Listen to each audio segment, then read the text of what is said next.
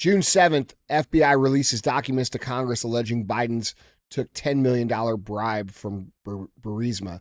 June 8th, the very next day, Jack Smith indicts Trump in Mar-a-Lago dox case. July 26th, Hunter Biden goes to court and rejects a sweetheart plea deal after it was revealed that DOJ tried to give him blanket immunity for future prosecutions. The very next day, Jack Smith hits Trump again with some more charges.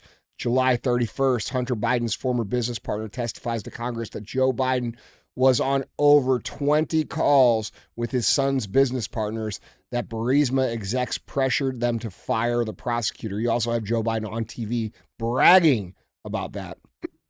And then the very next day, you have Jack Smith indicting Trump again for January 6th. Headline reads, Hunter Biden indicted on federal gun charges. So this just comes out. This just came out. This is hot off the press while we're recording. Hunter Biden just got indicted on those 3 felony gun charges. So he gets indicted on federal gun charges, but none of the not for taking millions of dollars for policy decisions that are affecting the well-being of our country. Is this going to be what they use to just like hopefully sweep all of this under the rug? Hope everybody forget about it. Like, don't pay attention to all the millions of dollars of bribes over here. We got him on the gun charges, and he's facing like 25 years or something like that. Like, I mean, what's the angle here? I don't know. It feels like, the heat's been turned up so high on Hunter Biden and Joe Biden that they just want to hook him into something so that people will be like, all right, we got him, and then forget about the real shit that's going on. Yeah, that's what it feels like. Yep. These people, these judges, and, people think it's Democrat, Republican. These people are all playing together, man. Yeah. So what they're doing is they're having a conversation on the backside saying, hey, this is hot. We have to do something. We have to relieve some of this pressure. And then they're saying, okay, well, we can do the gun stuff, right? Yeah, that'll stick. Yeah. And that way we don't have to blow the whistle on all the stuff that all of us actually do. And that doesn't come out in the wash. So we could just stick him with these gun charges. He's going to have to eat that. But that way we protect our livelihood. Yeah. And I'm not a lawyer, right? But like I was looking into I looked into the lawsuit and all of that stuff. And like, dude, all the hang up with all of this stuff, like he's suing the guy who put all of that stuff out on Marco Polo, right? He uploaded the entire contents of all of Hunter Biden's laptop. Was all uploaded, and obviously censored out some of the stuff, right? Whether it was faces or credit card numbers. Or that's because there were minors. There were naked minors on the photos. Dude, it's people don't realize what's actually on that laptop. It ain't just the gun charges. No, it ain't just that. No, and it's not just some crazy pictures of Hunter Biden smoking crack.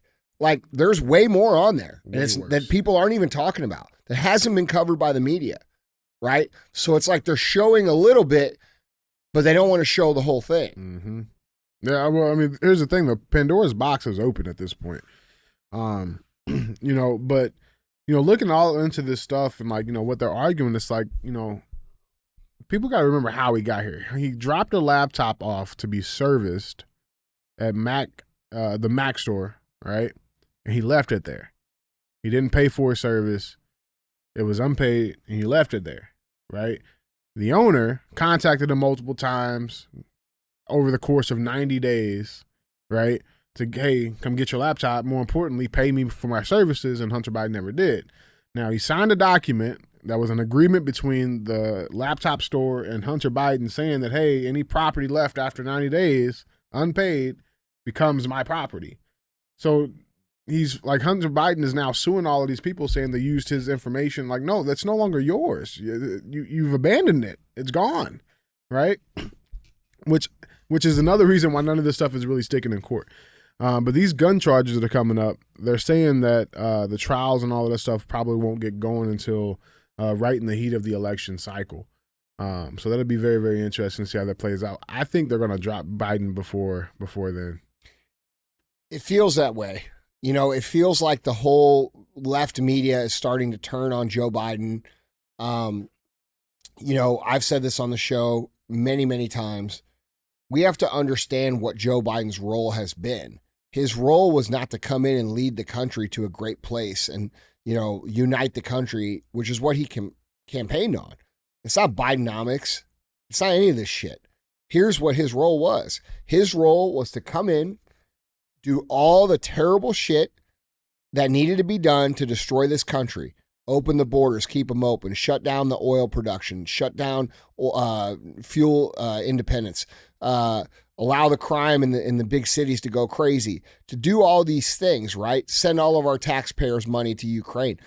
Because had we had someone who was competent, or had we had someone who appeared to be competent, the things that Joe Biden has done would have been revolted against. And the only grace that he's being given right now is that he's old and senile and potentially just stupid, when in reality, he's not stupid at all. He's running the play as he's having the play dictated to him to run. Because we all know he's not running shit. This guy's not sitting in the back making decisions. There's nothing going on with this guy. This guy is a scapegoat. He's a pawn to serve a purpose, to get as much damage as possible so that there wouldn't be a revolt, because people will say, well, he's just stupid. He's just old. He's just senile. We got to get him out of here because he shits his pants, or whatever embarrassing stuff this guy has done. And if we had a competent person in here making these decisions, it would be very clear to everybody that the person who was competent making these decisions was actually acting against the interests of our country as a whole. So, yeah. So like he's played his role. Like, he's done all the bad shit. He's made all the decisions that need to be made to destroy and demoralize and start to destabilize this country from a communist standpoint, which then well, how do you know Joe Biden's a communist? Well, he's taken millions and millions and millions of dollars allegedly from China, from our biggest fucking enemy. So what are we talking about here? We are occupied. We've been occupied. He's not compromised. He's a fucking traitor. That's real shit.